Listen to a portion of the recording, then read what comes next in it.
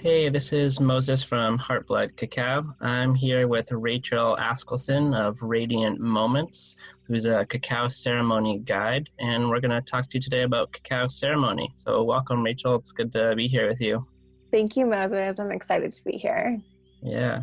So to start off, I'm curious to hear, how did you first come to cacao ceremony? I was first introduced to cacao ceremony when I was studying in Guatemala. And I went down there for a 3-month internship program. And it was a few weeks into it where we actually had the opportunity to go and get the cacao and process it ourselves and then drink it in a ceremonial context.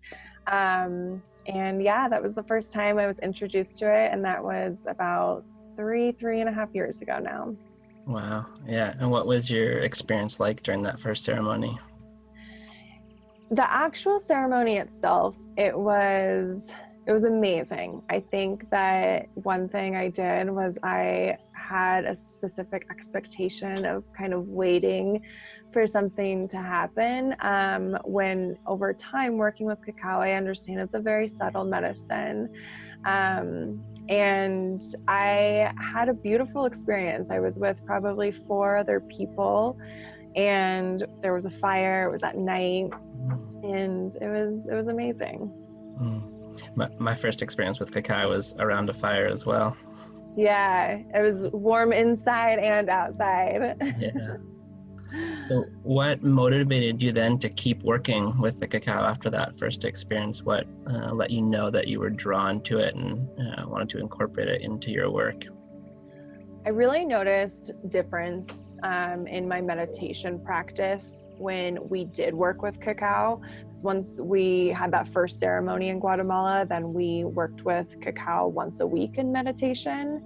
And it was pretty profound how I could tell the differences in terms of I could sit longer without feeling like my legs were bothering me or my back was bothering me. And my imagination was so much more vivid, that I just really saw the power of cacao being a tool and like a really good friend of meditation. Mm-hmm. So actually, when I got back from Guatemala, my sister was getting married. She was in the process of planning her wedding and had 10 bridesmaids.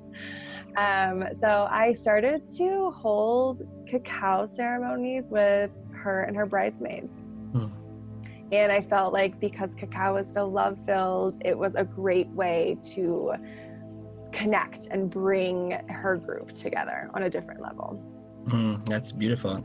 Amba and I, my wife, we drank cacao at our wedding also. We served over 100 doses at our wedding. Wow. Oh my gosh. That's amazing. Yeah. So I've, in the 10 years or so that I've been working with cacao, there's been this massive explosion of interest all over the world in ceremony.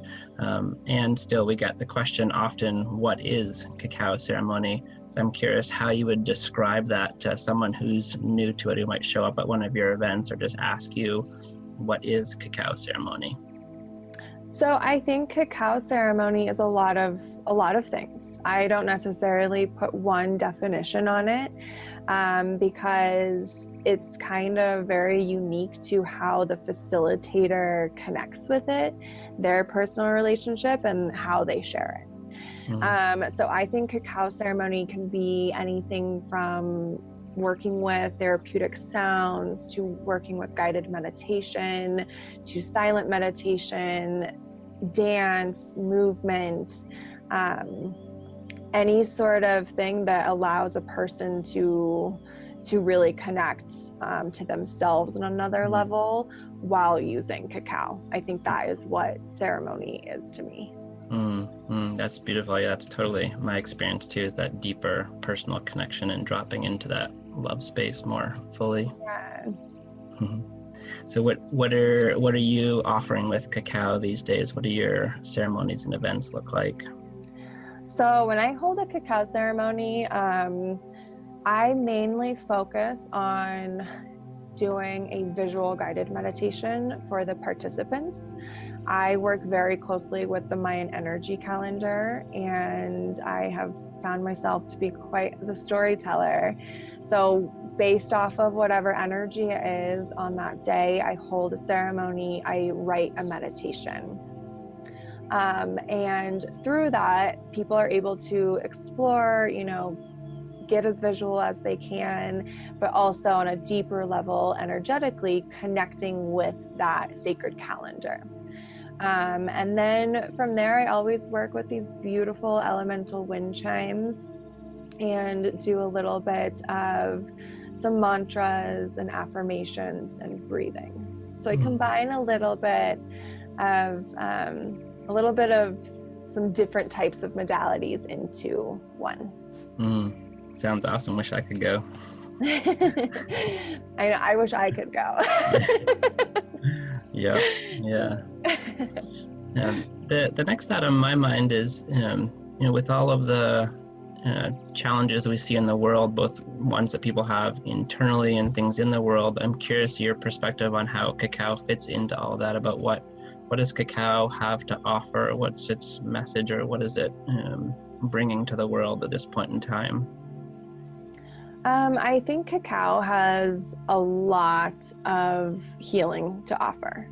And kind of going back to how I had a little bit of an expectation of, something's going to be huge and profound in this one cacao ceremony. That is something to take away of, there's a lot of practice that goes into working with cacao. And if you want to connect with your heart and yourself and those around you that are closest to you, cacao is a really good opener for that. I think cacao in general, beyond like the meditation and ceremonial context, cacao has so many amazing health benefits that I think people need more of it. Yeah, and one of the things I'm finding in my work with it is people are really resonating with how accessible and gentle it is compared to other plants that they might work with, that you can do it on a regular basis, you could do it daily, and it doesn't take us so far out that it's a lot easier to integrate a lot of the learnings. Yes, I love that, because I think, that's why I probably had the expectation, because cacao is a very different plant medicine, and it is so gentle that it's really calming, and it's been quite grounding for me to add into my life overall. Yeah, when I first came to cacao, I definitely had a tendency in my spiritual practice to feel like I needed to push and do harder and do more, and cacao had this gentle way of just letting me know that everything was okay right now, and I could feel that embodied love in the moment, and I didn't need to get somewhere else. Yeah, and it's so amazing to use creatively. I definitely love using cacao for added inspiration. Whenever I write a meditation, I'm working with the cacao to come into that moment of channeling through the energy of the calendar as well. Yeah, I love that creative aspect to it as well. Yeah. So what do you have coming up that we can share with people that you're excited about with cacao? So I am going to be co-hosting a retreat in Colorado, and you will be my co-host. And I'm really excited. Over the course of the past few years that I have held public ceremonies, there have been so many people who have been really interested to dive a little bit deeper, and a lot of questions of, how can I start to build my own personal relationship with cacao outside of just attending a ceremony once a month, or I'm really finding that people are seeking out something a little bit deeper. So I'm very, very excited. Yeah, me too. That same call that I felt with cacao early on, I keep seeing people who have that same call, even if they don't quite sure what it's about. They just know that the medicine of cacao has something for them, and both their own healing and in bringing it to their clients. I'm also really excited to do what I think is probably the first immersive retreat in the US, 3-day cacao training, and really drop into that embodied love space with everyone and drink some cacao. Yeah, so I haven't found, I've found other retreats that incorporate cacao, but I think this is a really unique opportunity for people to solely focus on what cacao is. And to, this retreat is for the people who really want to explore that deeper connection. And we'll be hosting in Colorado in June, which will be beautiful. So yeah, it'll be really exciting. Great. Yeah, well, I appreciate you sharing with us, and I'm curious in closing if you have any tips for people who are new to cacao as ways for them to get started, with their practice, or how they can get the ball rolling for themselves. I think it's really amazing for people to learn how they connect with cacao best. So, starting with 2 tablespoons of Heartblood cacao and drinking it at the beginning of their day, and go on a walk, and then the next day sit in a meditation, and then the next day work with some guided meditation, and then the following day maybe do some movement, and at the end of that have the person reflect and see, where did I really connect with cacao? Was it walking outside, or was it when I did some yoga? Because I think that people can be a little intimidated, but it's so open and up to how the individual connects. Yeah, totally. Thanks for sharing that. Yeah. Thanks for taking the time to talk. Yeah, thank you so much for having me.